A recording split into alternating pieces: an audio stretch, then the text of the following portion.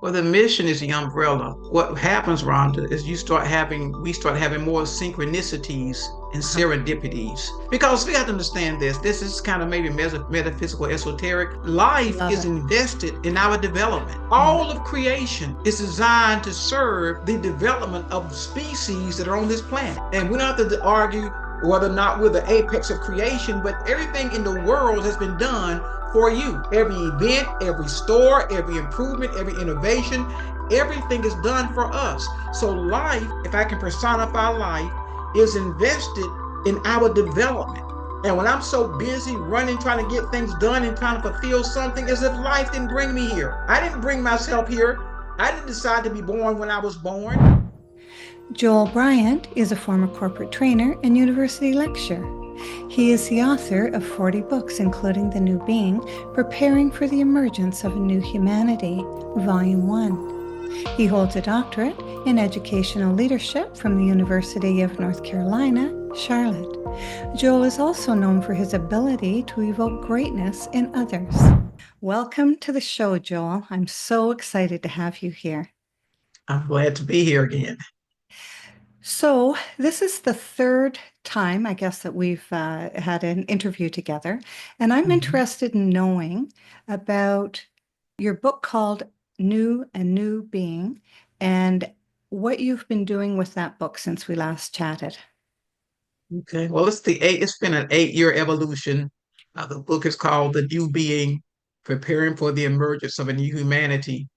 And it actually looks at what I say is going to happen, which is a change in human nature and a radical shift in human consciousness that's going to profoundly affect our political, social, moral, educational, economic systems in ways that are really unprecedented. The way that technology and AI is starting to disrupt the norm, this shift is going to be that seismic and that trackable and that traceable. So that's what I've been doing for the last 8 years. Hmm. And so you have just deconstructed the book and started to edit some of the parts in it Mm-hmm. from eight Yeah, years just ago. really going back and trying to accommodate some of the changes that have occurred since I did the original draft, and then just recognizing that we are a work in motion, we are a work in progress, and evolution. By the time we can say something has evolved, it's been in the work for years. But there are some people who have the ability that is more intuitive than rational to be able to trace the transitions that seem seamless to other people or invisible. Because sometimes when we say seamless, we mean invisible or not perceptible based upon our conscious cognitive capacity. But the evidence is there. It's always there. So the invisibleness, meaning that depending on where a person is in their own level of consciousness, depends on whether they will be able to learn those ideas or just that they are not at the level where they can accept those ideas. A little bit of both. Mm-hmm. A lot of time it's just a lack of awareness because people are so busy, rightfully so, taking care of their lives that they don't get to the higher order of consciousness where now you begin to get into self-actualization, where you're no longer just burying your head trying to keep the lights on. You have some leisure so you can begin to entertain the awareness of the intuitions and instincts and impulses that come every day. So it's awareness and then also it's acceptance. We have paradigms and perspectives that paralyze our ability to be mobile, to accept the new, to accept the novel. That's why we have pioneers. That Mm-hmm. tells you that most people are settlers. They're not pioneers Mm. because there's a penalty for being a pioneer in a society of settlers. So it's an issue of awareness, then acceptance, and then integration. How do I integrate this awareness in a way that is practical and pragmatic and prudent? And so all that can cause a person to sort of say, you know what, status quo, status no. I just won't deal with that until I have to. Mhm, mhm. Well, yes, because a lot of people can't take on any more information than what they're being bombarded with all day. And a lot of people are in a sense asleep. I mean, they get up, they go to work. We almost become like robots in our lives, and we don't notice things that we should notice. Well, we don't nurture because you do notice. Let me tell you something. Disgust is the greatest probably emotion you can have. Frustration is a beautiful emotion. Now, because what it does, it gives me a pause in the stream of events on the stream of my consciousness and say, hey, you know what? I don't like this. But most folks never turn their disgust into discovery. They don't, their frustration is not fertile because you know what? They don't get beyond the emotion of being overwhelmed to become deliberate and intentional about unpacking. So nature, God, whatever you want to say, gave us these emotions to give us a chance to pause and to probe and to determine what does this mean for me? We have impulses, we have instincts, we have intuitions. I mean, the whole universe is crying out to say, hey, there's a more excellent way. Mm-hmm. And, you know, we're not bombarded. I get what you're saying. We are bombarded, so I don't want to say like that.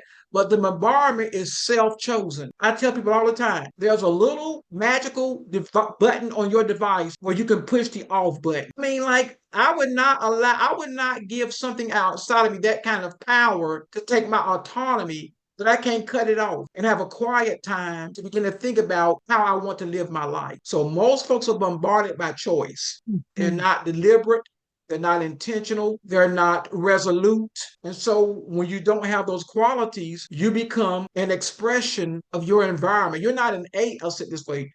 You're not an agent, you are a respondent. Mm-hmm. Well, that's a lot to absorb. It certainly is a lot to absorb. And I look back over my journey, and sometimes it is a journey where your brain is not ready for certain things. And it's sort of like you'll read a paragraph of something that's kind of heady, and you're like, what are they saying? But you go back, you know, an hour later and you read that paragraph again. How did I not get that? All right. And but you know what? That's why the word evolution is such a beautiful word, because I can't evolve now in a way that's finished and final. I've read things that, you know, I'm like, this guy is crazy. And then 2 or 3 years later, I'm like, wow. But here's the beauty of the thing. I'm still evolving in the interim. I don't have to get it right then. As long as I maintain my curiosity, my inquisitiveness, and my openness, nature or life will bring things back around so that when I'm ready for it this time, it's like it's the missing link in my life. So in the meantime, while we're evolving and changing and transitioning, we have to be radically benevolent with ourselves and with other people. We don't practice radical benevolence. We practice radical criticism. And that is a way that we sabotage and we delay our own evolution and our expansion by not being generous with ourselves. I don't have to get it right now. There are things that I read in my 40s, in my 20s, I'm just now getting at this age in my life, 30 years later. But I was still evolving. So be generous. We have to be kind to ourselves. We have to practice radical self-soothing. We have to be, here's a phrase that's terrible. We have to be radically self-serving. Because if we're not that, you don't, if I'm not radically self-soothing and self-serving, you don't get the best of Joel. You get what's left after society and my responsibilities deplete me and exhaust me. Mm-hmm. And I wonder for the listeners if they say, well, how do I do that though? Like there's people that just don't know how to do that, self-soothe, right? So how would a person go about doing this? First, slowing down. Slowing down. Don't run past the emotion. Don't run past the event that evinces or evokes from you something that's not, say, okay, why do I feel that way? You know, and first of all, I have a right to feel what I feel. People say, well, you shouldn't feel this way, but that's a stupid state. I have a right to feel any way I do based upon my personal history. Now, because feelings are not right or wrong unless I feel like I want to kill somebody. But I mean, just in the range of normal feelings. So first, slow down, because most of us, I said before, are running past our life trying to catch up with something that's illusory and evanescent and ephemeral. It ain't gonna last. So you slow down. You say, okay, I'm gonna get up 15 minutes early. And I'm just gonna sit. I'm just gonna sit in the darkness and I'm gonna just be quiet. And if you do that over time, I'm telling you, that will become a defining moment in your life. And then you start doing things that serve you and soothe you, but don't necessarily have any material or economic benefit. Taking a walk, taking a hot bath, and we do this all the time, right? People go to Starbucks, they go to these different places, but they are still not slowing down to the speed of life. They have their pace set by the demands of their responsibilities that their imagination inflate. And so consequently, by the time they get there, they're exhausted. So you slow down. You honor your feeling. You acknowledge you have a right to your feeling. And then you start saying, what would a different life feel like? Not what it looked like, because can't describe it. But I know how good feels. I know how free feels. I know how joy feels. I know how peace feels. I know how optimism feels. I know how excitement feels. I know how energy feels. So, what would a good life feel like? Man, ease, flow, and optimism. Beautiful. And when you talk about running over your life, this is, correct me if I'm wrong, do you mean you're so busy in your head with your own thoughts, of which 80% of them you thought yesterday, but you still didn't get figured out, or you just love those thoughts? Is that what it is, that you're not making room, that 15 minutes to stop the brain from agitating and start laying down different synapses, really, in order Yeah, to it's the improve your neural life? networks, right? A It's the neural neural network. networks. Mm-hmm. But it's also understanding that the momentum, I have a momentum of my personal history that's been accumulating for decades. And then I have an awareness that I want something different. So I have to recognize, first of all, once I have that awareness, then I have to accept it's not the work of a day or two. The awareness is, see, all leaps are quantum. Mm-hmm. The rest is just adaptation and construction. So when you're having an awareness, that's a quantum leap. The rest is adaptation, changing your habits, your hungers, and your intentions, and then construction, building in new patterns and processes that enable you to accommodate the change you want. Because see, this is with human beings. We have this life track, then we have an awareness. And once we have the awareness, we want to change overnight. And that's usually not how it is. And so because we can't change it overnight, the momentum starts back up if we're not intentional every day about disrupting our momentum. So you know what? I can't correct, as Stephen Covey said, what I behave myself into with my words. So I'm gonna change my behavior. Case in point, I had my physical in 2023, and I didn't get one in 2024 because a lot of things happened, and I didn't get to see my doctor because whatever, he went on maternity leave with his wife. So I go in January 25th of this month. I walk in. He says, "When are you gonna let me prescribe you this cholesterol medication?" Now I'm personally against medication unless it's medically necessary, unless I'm going to die. I said, "Well, doc, I don't want it." He said, "Well, you really need it." That's what I tell you what, doc. I'll do my labs today, and if they come back, not good, I'll take the medication. So I left, did my labs, left. I started thinking about an experience I had, with my wife who wouldn't take some medication because they recommended it because of the side effects. She didn't take it and she died. Mm-hmm. So I said, "Joel, you don't want that experience. Don't be stubborn, boy." So I emailed my doctor's nurse that night at 7 o'clock. I said, "Doc, go ahead and prescribe me the medication." I get my labs back 9 o'clock the next morning. He says, "This is incredible. Your cholesterol is well below the normal range." And he told me in the physical, he said, "You can't correct in a year how you've been eating for the last 30 years. And I said, "Yeah, you're probably right." But when I got that news, my cholesterol being high in 2023, I got mad. Then I got frustrated and I got disgusted with it. I said, "Joel, fix it." And I began to gradually, and I'll be honest, Rhonda, I really can't tell you what I did over the course of that year that got my numbers way below what they were. I can't, but I just knew I was aware that it was high. I knew I don't like medication.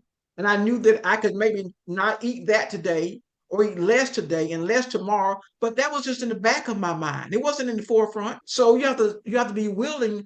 Give me this beautiful phrase that has served me. God, this is like a life phrase. Mm-hmm. I've learned and I'm learning every day. And I say, "Joel, don't make a problem out of a process. It's just a process, boy. Don't make a problem out of it." Mm-hmm. And you know what? That phrase has taken a significant amount of angst and anxiety out of my life. So that's what people do. It's going back to slowing down, man. It's recognizing your imagination tends to be negative and it's going to inflate everything that's bad. So you have to recognize that and not allow yourself to renounce your autonomy, your right, and your ability to determine and to define and to direct your life. Mm-hmm. And consciousness rightly appropriated gives you that power. That's what it means to be empowered. You can't be empowered without being aware. And then, like I said, being willing to have incremental changes over time. That's how you change your life. Mm-hmm. Yeah, because a lot of people don't realize their negative self-talk or their negative when they're speaking with people. They don't realize until they're maybe recorded and hear themselves back where their language is and how what you think about, what you talk about is your life, really. And so if you're negative and when you're out in the world, then that's how you're going to feel. And that adds stress to your life that you don't even know that it's doing it because you've been doing it for so long. And to become aware of it, unless somebody points it out to you, and if somebody points it out that you're negative and you're not fun to be around, well, there's going to be a lot of anger there on top of the negativity and all of that, right?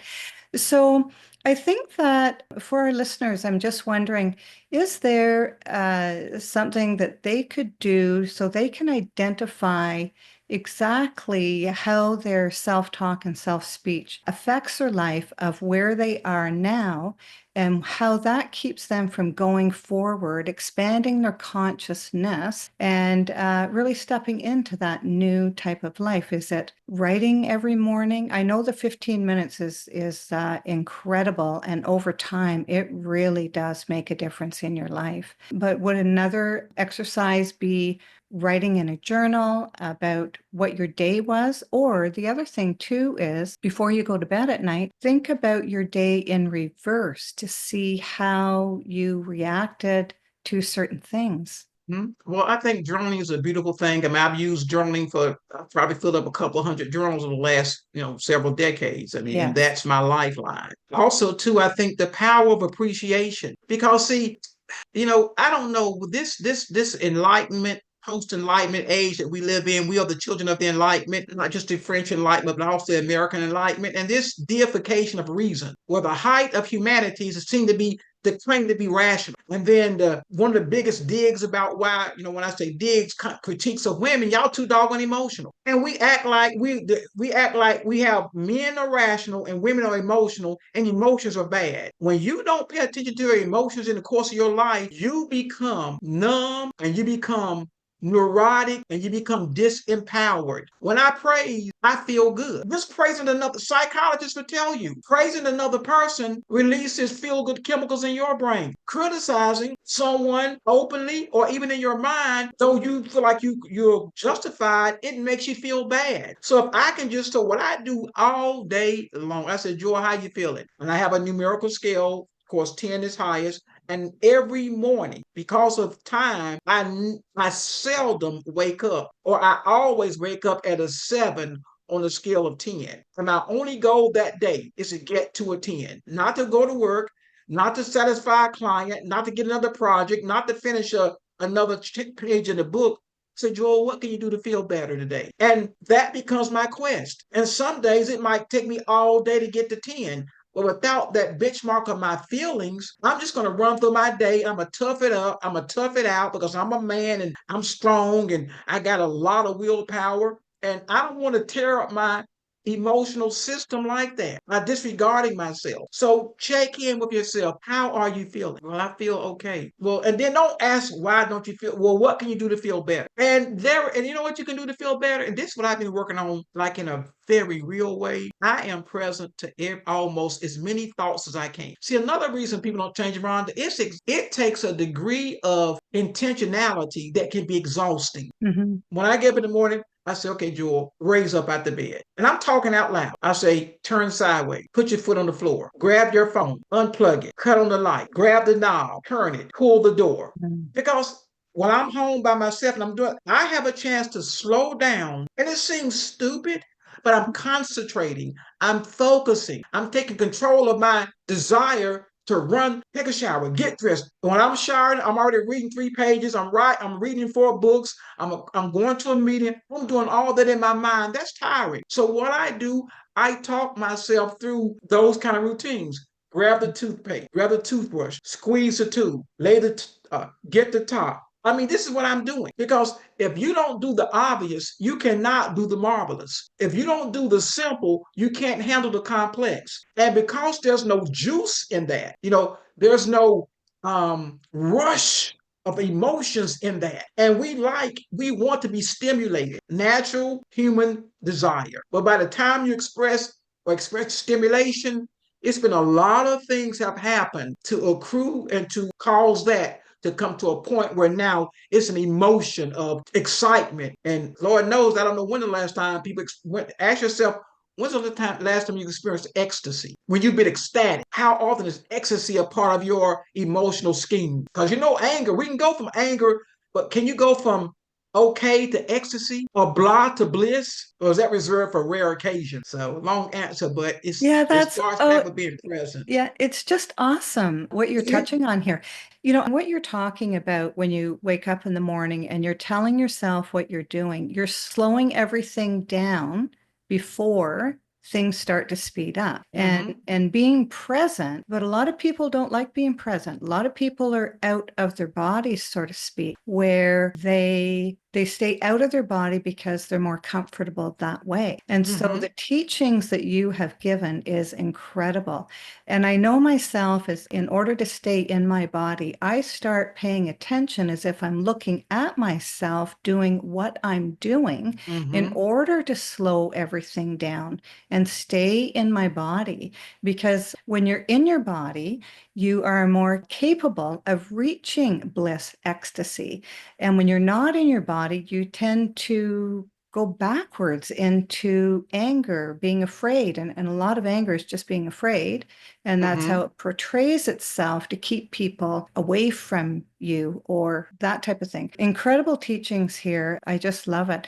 My next question, I guess, is that when we start to learn how to be in our bodies, are we then able to start thinking about knowing why we are here, why Rhonda Grant has come here today in this period of time, or Joel Bryant, and then to know what really we are here to do? Not going to the grocery store and going to the movies and going out to dinner and our next gala or whatever we're doing, but our mission. Does it get us closer to what we are to do here? Well, the mission is the umbrella. What happens, Rhonda, is we start having more synchronicities and Uh-huh. serendipities. Because we have to understand this. This is kind of maybe metaphysical, esoteric. Life Love is it. invested in our development. Mhm. All of creation is designed to serve the development of species that are on this planet. And we don't have to argue whether or not we're the apex of creation, but everything in the world has been done for you. Every event, every store, every improvement, every innovation, everything is done for us. So life, if I can personify life, is invested in our development. And when I'm so busy running, trying to get things done and trying to fulfill something, as if life didn't bring me here. I didn't bring myself here. I didn't decide to be born when I was born. I didn't decide to have and I know some uh, schools of thought say that, but no problem with that. But I consciously have no recollection of giving myself the skill set, the ability set, and the desire, which is my biggest skill, is my desire. I didn't give myself that. Life gave me these interests. And as I slow down and I continue trying to slow down, I have more serendipities, meaningful meanings. I have more synchronicities, coincidences. Okay. And that is life's way of saying, I got your back because I set your front. But you have to slow down and not have a fear of missing out, not feel like you are behind, not feel like you're not getting ahead. Because all this is going on in people's mind. I mean, you're an American, man, it's hard being an American, but we're used to it. Or let me say it this way, it's hard being in a hyper industrialized society. You're comparing and competing all day long. If nothing else, with your image of what you said when you was 16, when I'm 30, I'm gonna be married and have a kid. When I'm 40, I'm gonna have, and now you are behind your benchmarks. So we're competing all day with this mythological individual that we're trying to become. And we don't allow life to show itself benevolent. Because when I'm benevolent to myself, life is generous towards me. I've seen that. When I just slow down, the right thing, whether it's a word, a person, or an experience, happens to me or it happens for me. So you've got to, at some level, you've got to also begin to abstract from the sordid stream of human consciousness. Cutting off your phone. Man, I mean, how many people will even leave their house? I mean, there's safety involved, but I leave the house without my phone. I go to the store and I'm like, I don't need my phone. I got my ATM card, or I'm not going to do the scanning thing, but I practice not being tied to my technology. When I lay in bed at night, I lay there and I just meditate, and then I appreciate. And I say, but Joel, what can you do tonight to start your day off tomorrow? And there's certain rituals that I have. I like a clean house. I like a well vacuumed, nicely vacuumed carpet. I do those things at night. So when I come downstairs, I see the lines on the carpet, the sun coming through the blind. Coming, I talk to my plants that I have hanging here in the kitchen. Those things over time, because what you want to do, what we need to do, Rhonda, we have to build equity in our identity. And when it comes to that, most people deplete their equity every single day, and they don't replenish it to the point of the use that they make of it. So people are depleted. That's why they got to go on vacation. Like, I could go on vacation right now wherever I want to go, and I'm not rich yet. I just know where I want to go. I don't live a depleted life, and I don't live as fancy as some people, but I don't really care. My life fits me. I'm a writer. I want time to write and think. So people have got to begin to, this to me is the most important thing in the world that I'm about to say. And I said before, I never had nothing truly that I think I would die for. You say you die for your family and all that, but I would die if anybody tried to deny my right to self-determination. People act like they don't have a right to self-determination. You may have to go to work, but you can think what you want to think. You can imagine better. The life I'm living now, I imagined it 25 years ago. And I started off being able to write 15 minutes when I got in the parking lot, then 15 minutes when I went upstairs and got in my little cubicle, then 15 minutes. And then over time, now I can write every day, all day if I want to. But you got to use what you have. Most folks want the whole enchilada. No, use what you have. Use 5 minutes. Use 10 minutes. My answers are long because it's people are crying out for different. Mm-hmm. The life pace that Americans have are not sustainable. Why do you think there's so many people talking about burnout? Burnout is a disregard of my emotional well-being. It's an indifference toward my emotional state. That's what burnout is. And then they pay you with praise for self-depletion. Good job. Well done. Now, there are times when there's a project due, but if you've been taking care of yourself, working the midnight oil on a project, it shouldn't burn you out. It might make you tired, but we're talking about burnout. That means you have been intentionally indifferent to your emotional well-being, and you get paid in praise, or you get thrashed by threats. And most of those threats come from yourself. If I don't do this, I'll lose my job. If I lose my job, I'll lose my house. I'll lose my house. I've been in the street. All this bad movies that I used to make. Mm-hmm. Academy Awards for the worst movies ever that forecasted my demise and my doom and my destruction. And I just said, I'm not living that way anymore. I'm not living that way. I'm claiming my right to self-determination. Mm-hmm. Beautiful, beautiful. I want to go back to a part where you said about slowing down. And when you slow down, what ends up happening in your life is you recognize synchronicities. You recognize these directions really that come to you, inspiration and all those things. And when you're going fast, when you're running over your life, you miss them. And it's only in your reflection, and it might even take years before you realize what you've missed because you were running. And people that are running through their lives or running over their minds, they don't know they're doing it. They don't know what they're missing. And so the teachings that you're giving is just incredible. I just love it. And so for the slowing down, we talked about becoming present and taking those minute everyday things that we do and be present with those things. And when we're present with those things, then we can graduate to being present for different things. And I mean, one of the biggest examples that I have is I remember years ago, and I've done it since, and I do it all the time, and everybody does, is that I would leave the city to drive to the country. And then all of a sudden, I'm almost home, and I went below thought. My brain has agitated the whole way home on whatever it was that I was thinking about. And then I wake up. And I thought, what just happened? And then we wonder, how did it, was the light green or was the light red when I went through it? And all these types of things. So is this the reason that we have to, even when we're driving, we need to be present and use our brain to the best of its ability instead of allowing it to sleep? It's you have to make a radical call for self-consciousness, and Mhm. which means holding myself accountable for what I do. When I get in my car, I have this little thing I say I want to have safe and satisfying interaction with the people and the environment, including myself, but especially myself, because I'm going to pass you and I won't ever see you again, maybe when I'm driving, but I'm going to be with myself the entire way home. So when I get in my car, I say that. So that makes me more so because I said safe, I put my phone down. Mhm. Because I say satisfying, before I put it down, I might put on an audio book.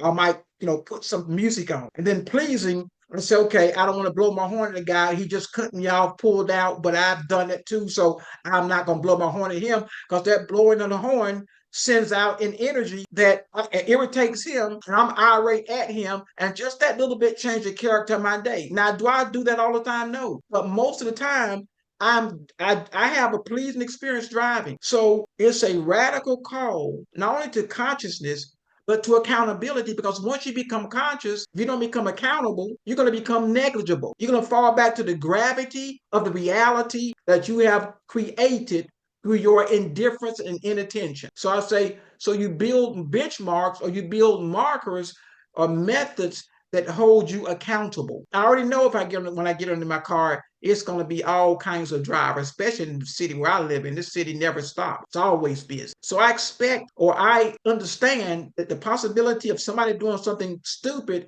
is significant. Or I might be doing something stupid. Oh, there's my street, Yeah.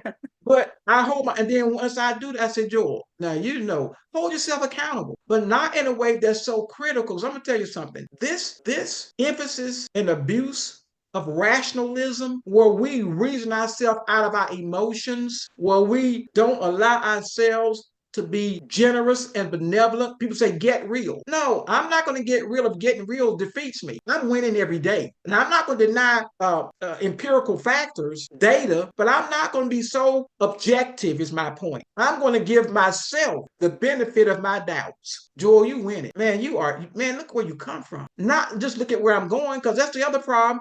You have anticipation anxiety. Am I going there? When will I get there? And you have anxiety the whole way. You don't enjoy it. Like we said before, our life, Rhonda, is nothing but a doggone journey. Mhm. There's no destination. There's only a journey. And so since I'm going to spend most of my life en route, I don't want to be in a rut. I don't want to be in a rage. I don't want it to be rabid. I want to be, man, Joel got to have ease and flow. That's how I flourish. So accountability, creating methods, and it take but a few seconds to say, okay, I'm gonna drive home. It's 5 o'clock traffic. Why are you upset when there's 1,000 cars in the turning lane and the light stays green 3 seconds? You know the deal. Take a book. I love a good traffic jam. I try to find them sometime, because I can proofread 10 pages in the traffic jam. So I'm just saying, those are the ways: accountability and means to help you manage your accountability so that your outcome matches your outcome. Yeah, and fantastic. And the thing is you're really managing your energy, right? Mm-hmm. Because your energy, and a lot of people don't realize that when you're in a traffic jam or you're on the highway and somebody does a stupid move, and it's not you this time, it's easy to just elevate and Mm-hmm. and go to, that so and so. But it takes skill to let it go. And everybody's on the road. And the worst thing that you can do is elevate yourself, because now you could make a mistake and cause somebody Mm-hmm. else an accident. But can you talk about energy and how that affects your everyday and every single person that you come across? Well, see, when I look at energy, Uh-huh. I define energy as possibility. Uh-huh. It's energy is nothing. It's just possibility, right? Until I give it direction to an intention that I have for my life or for that moment. So you Mm. ask yourself, if energy is possibility, which means it can be anything. So let's make energy on the drive home, 5 o'clock. Let's make it currency, because energy flows in currents. So let's make it currents. It's currents, and let's make it currency. Means the dollars or the whatever currency you have in your particular country. And so let's say every time I allow myself to be a respondent and not an agent, because an agent is intentional and is self-determined. A respondent is reactionary to environmental stimulus. Okay, so energy is possibility. Possibility is currency. I've got a stack of $20 bills I've just taken out of my bank account. And every time I react to something on the road, I'm tossing a $20 bill through the sunroof or out the window. And then ask yourself, by the time you get home, how much would you have left? If you treated energy like currency, you would be very prudent about how you spend your money because you're spending your energy. And so what we do, Rhonda, we allow life forms, people, events, but we allow life forms to diffuse our life force. So I asked myself, why am I going to give my $20 to that person? How many times have I turned in front of somebody without putting on the signal light? How many times have I stopped at the corner because I saw my street at the last moment? Or my GPS kind of got me confused about what it was saying and I reacted. How many times have I done that? So if I treated my energy, which is possibility, like currency, and every time I reacted, a $20 debit or that $20 bill went out the window. Or every time you did that, your account got debited and it's right there on your screen. So you started with $1,000 in your account. And I tell you, by the time most folks get home, they'd be looking to have $500 left. Yeah, they wouldn't want to go back out again. No. So I think you got to put things the way I live my life. I put things in a context that motivate me. So if I'm doing something that's difficult or I do something that's, it's going to take a lot, I will ask myself, or I say to myself, like, give you an example, kind of cheap example, but like I've come late into appreciating Cristiano Ronaldo. And I don't even know anything about soccer. I really probably don't even like soccer. Honestly, I don't even like soccer. But I found him, and I know he's been around. I just found him like a couple of years ago. I am so doggone enamored by Ronaldo. I feel like a child again because there's not many things that I can say, oh my. But when I watch this person's highlights, he makes me a better writer. He makes me a better human being. Now, I don't know what kind of human being he is. I don't know anything about Ronaldo other than he's bad on the soccer field. So when I'm doing something, I say, is this Ronaldo's standard? Is this the bicycle kick? Is this dribbling down the field, getting people confused? I didn't know you could do that with your feet until I saw him. I'm like, I can see with a basketball because you got hands. But he's doing with the basket with his feet what people do with their hand. So I asked myself, this sentence, Joel, this paragraph, is it something Ronaldo would do on the soccer field? I say, nope. I still even go back and rewrite it because I'm trying to write better than Ronaldo played soccer in his prime. So that context it multiplies my energy for excellence. And you have to find the context that motivates you. Is that clear? Yeah, because it's sure. Don't do that. You're just looking for if you don't have that, you're always looking for something. Because you never have nothing that's sustainable. You've read all the books that come out on whatever the topic is, but when do you thrive off of something that you read 10 years? I'm still living off of books I read 30 years ago. A sentence I read 30 years ago still sustains me today.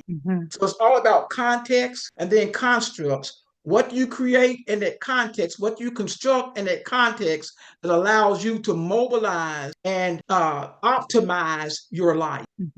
Beautiful, beautiful. And then when we go back to energy, the other thing that I wanted to touch on there, Joel, was that, and you alluded to it there, and I just wanted to expand on it, is that the negative energy on the freeway or wherever it is, in the office, in your home, wherever it is, you're actually wounding your own body. When you have bad energy and you are negative, that a lot of people don't realize that affects their body negativity, and that's where disease comes from. Because you can trace the trauma. You're creating trauma traces. Personal relationships are the most challenging dynamic of our lives, whether it's a husband, wife, or a parent, child, and then you span out to your siblings. But romantic relationships provide the greatest opportunity for expansion and for transcendence, because you cannot stay married happily 40 years without expansion and transcendence. You have to learn to not ignore things about your partner, but you transcend your annoyance. That's the only way I could stay married 20 years. I mean, if my wife was here today, she'll say, Joel did not like being married because this is my words, she was too good at marriage and I was too bad at it. She was like Ronaldo, and I was like the guy who never seen a soccer ball in his life. Like, what? But I learned to transcend my own limitations as a husband. And I learned to transcend my own, like, she's just too good. She's always right. I mean, like, she was always right 95% of the time. Mm-hmm. So when you're in a personal relationship with a lover, you have to, if you're gonna have a qualitative relationship, you got to expand, accommodate, incorporate, modify. Because why? Illness is just energy going awry. If energy is like blood, if it doesn't circulate, it's going to cause a problem. So then how do I make sure that my circulatory system energetically stays open? I had to learn to laugh at things that got on my nerves. I'm just saying marriage. And then when I was working corporate jobs, I had to learn to ignore, or I would say, hey, sir, I never said sir. I say, hey, boss, I am not going to be able to work with you if you use that tone of voice with me because I'm an adult. So I really need for you. And I said, I didn't say, I said, you're going to have to change how you talk to me. I really said it like that. So you got to change how you talk. I said, you might can talk to those people that way, but you can't talk to me that way. Because I wasn't going to go to work. I'm not going to leave work stressed and have a heart attack and have a high blood pressure or hating to go to work. Now, of course, I'm human. I've done all that. But when I was working and when I had a job, I would let my boss know, no, you can't. You're going to have to make sure that your communication is respectful. Even if you're critiquing me about what I did wrong. And then now they do that today. They call it strengths-based and positive organizational scholarship, things like that. But people, because of this climate economically, we are scared to stand up for ourselves. Because I imagine it says you might lose a job. So that energy that we don't disperse there, we disperse at home. We disperse and we dispense energy all day. And I'm telling you something, a lot of times we're guilty of misappropriating our own energy. I'm going to blow my horn at you, give you the finger, and for the next 20 minutes, I'm going to cuss you out. And I'm going to think about all the other drivers in my experience that you remind me of. And then when I get in the house, I'm going to tell my wife about the experience. And then she's going to think about all the bad things happen to her. And before you know it, what have we done to quote unquote edify, build up one another? So this is why people love to go hear motivational speakers. Mm-hmm. A motivational speaker is nothing but a mobile generator. He is a high impact dispenser or transmitter. She is a transmitter of energy, and she raises your vibration, or she raises your current, she raises your amps, she raises your output till you almost feel like you're out of body. That's what churches are. That's why they like good speakers. So yes, when you don't manage your energy, then you begin to wound your humanity. And I'm gonna tell you something, Rhonda. It's evident. If you sit in, like I'm a world-class people watcher. I said it before. I sit in public places all the time, and I'm working, I'm watching people. And after a while, the trauma of their life shows on their face. And they don't know anything about energy. They don't even understand. And most, I would dare to say, just like my car, I don't really know how my car works. I know but most people don't know how they work. Most people don't even know how they work energetically, emotionally. They just know when it's not working. So it's presence, man. It's prudence. Mm-hmm. And being able to deal or figure out the things that happen to you in your life and how to deal with them, because a lot of people don't know how to deal with trauma and different conversations. And so what they do is they carry all of that with them, right? Mm-hmm. And I have found in my life is when I come across someone who looks like they have a barrier between themselves and the rest of the world, those are the ones that are wounded the most, and those are the ones that need the attention. But a lot of people stay away from those people because their energy is saying stay away because but that energy that they have a wall around them is they're protecting themselves because they have not been able to process things that have happened to them. Mm-hmm. And that's what I have learned in my life. You wish that, in your 20s and 30s and 40s that you knew those things. But as we evolve and as we live our life and as we take chances, which to some people would be a chance. They would say, I don't know why you would do that. I mean, there's a chance of failure there because that's where they come from. And so they keep themselves small. They live their life protecting themselves so that they don't get hurt because they have been wounded in the past and they don't like that feeling and they don't know how to deal with it. So your teaching, again, has been just incredible. I just love being in your company and learning from you. Is there anything I haven't asked you that you would like to share? No, I just think we have to, because I was one of those people. I always had a force filled up. Yeah. You couldn't even speak to me. I knew to project my energy so negatively, to say don't even acknowledge that I'm even in this space, because I was traumatized by my own definition and interpretation of experiences called life. But it did not reflect the person I knew that I was, that I could be. And I think kindness is a great catalyst, because I don't have to change your life when I meet you and or you meet me and I'm that person to wall up. You don't have to change my life. All you have to do, Rhonda, through kindness, be a catalyst to disrupt my thought. When I'm feeling when I'm feeling down, I'll go out. I'll go to like to a restaurant, across the street, McDonald's, somewhere. And man, as soon as a baby come in, somebody holding a little baby, man, I'm making faces. I fall on the floor. I start talking and before you know it, I forgot what I'm upset about. So I think sometimes we don't have to change people's lives, because that means there has to be some long-term or longitudinal relationship. But when you enter my space, this is my unconscious perspective. You're going to leave enlightened, encouraged, or empowered, whether I speak or not, because I try to create that energy about myself, that aura, and then I'm going to be kind as best as I can, because I know that kindness is a catalyst. And just that disrupting that person's thought for that 30 seconds has just created some new neural networks, right? Some new processes that takes place in the body, in the brain, which neuroscience maps all that nowadays. And that now makes it more open to the next event, the next person, because a snapshot is not a life. And people who stay hurt make a snapshot of life. I was talking to somebody that's dear to me, and they were telling me why they were the way they were, which is not good. Got every reason in the world to be blissful, okay, economically. But they were telling me, and everything they said was tied to a past that I was a part of. And I said, let me tell you something, because I knew I could sit to this. I said, you are this age and you still crying about that. See, if I reverted to the old Joel, I could tell you 20 things right now that devastated me and I can't get over. But you know what? My desire is greater than my deficit.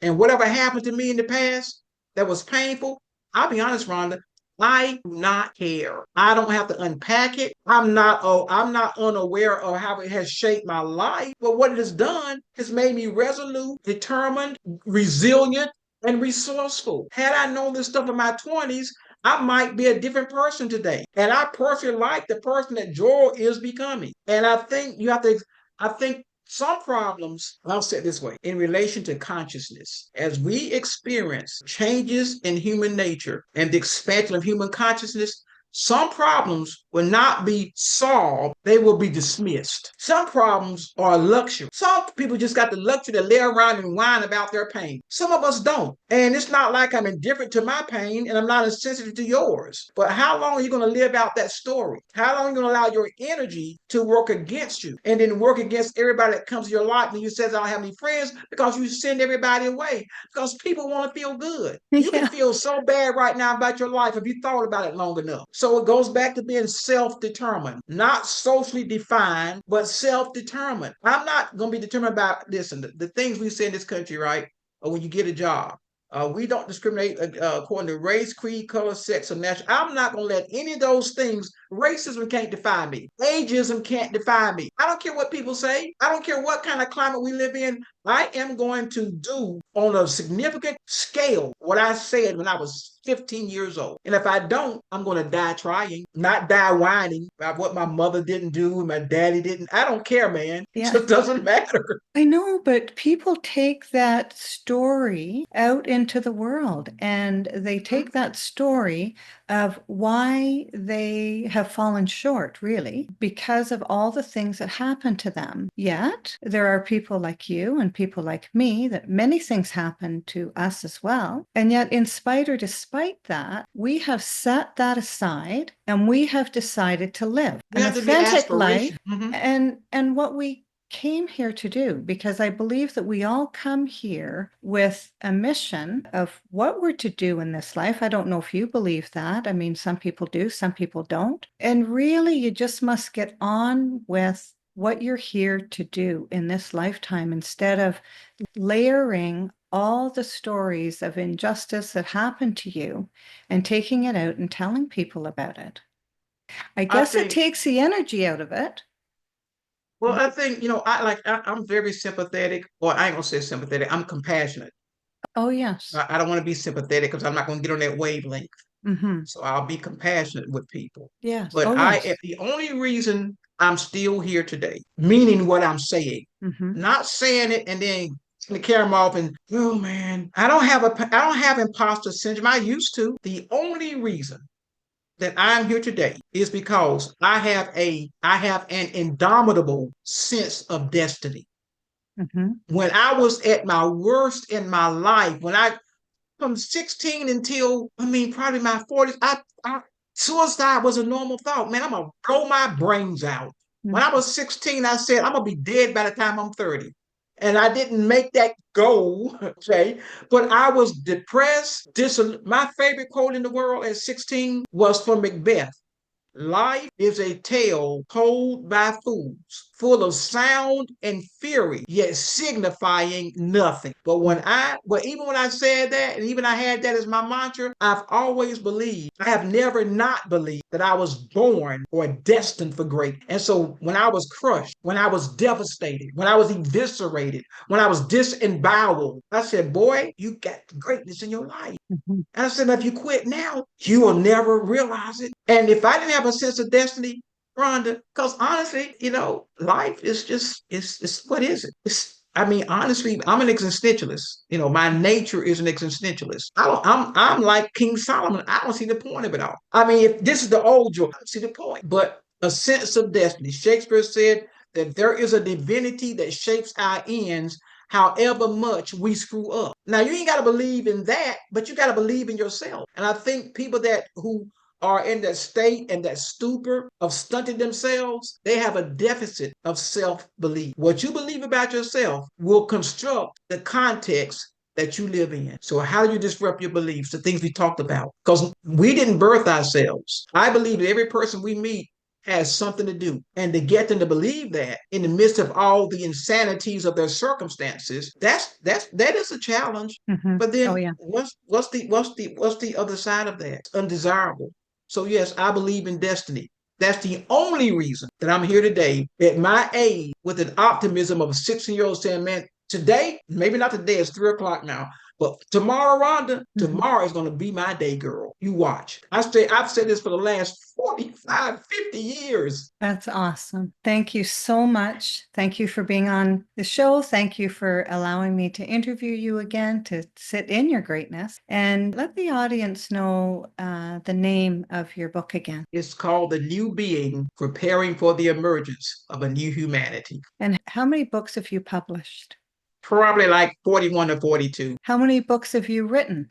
I've got, I think, another 20 on my flash drive that I keep with me all the time. That I probably won't publish in my lifetime. They'll be published posthumously. And when did you get started at writing? I was 33. So Uh-huh. about 30 years ago, I went to college late in life and we had to keep a journal. And journaling began the process of me writing, knowing that I could write and then having a desire to write. And so, yeah, about 30 years now. And do you find that when you realize that that is your gift and that is your direction and that's your purpose, that you can't stop? You just have to keep on writing, whatever it is. You keep having to go to the field. You have whatever it is. Once Yeah. you discover what it is. I would say this, and this is how I feel. And I stand in the mirror and I say this, and I lay in bed and I say this, and I play a song by Bob Seger, Like a Rock, and I say this: can't stop and cannot be stopped. The only thing gonna stop me is death. And I tell myself, you better, if you quit, I will abandon you, Joel. You better not ever quit. And this is what I tell myself because I know how hard it has been and can be. So I say, no, I know I said I wasn't gonna write any books 30 books ago. I said I'm not writing any book. This new being book, real quickly, I read this quote from a book that I had read. I would read this book twice a year from this French philosopher. And this sentence, it said, the absence of finality proves the reign of necessity. I read that sentence, was working on another book, which was to be my last book. I put that book down. I wrote 30 pages. And that 30 pages from that one sentence has become a 2-volume book of the new being. I've written volume 1 and I've already written volume 2 from that one sentence. So I can't stop writing. And I've just stopped saying that because I have wanted to stop writing. And I cannot be stopped. And I think if you can adopt that posture, independent of your conditions, you find that life would become conducive to your intentions. But you got to be aspirational. Beautiful. Thank you so much. Thank you for having me, and thank you for indulging my extended answers.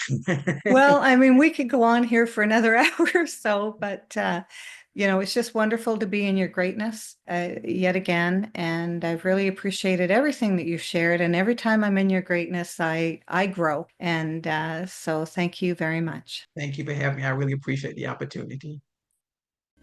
Thank you for listening and being part of the journey with Nature of Consciousness, your host, Rhonda Grant. Theme song is composed and performed by John Park Wheeler.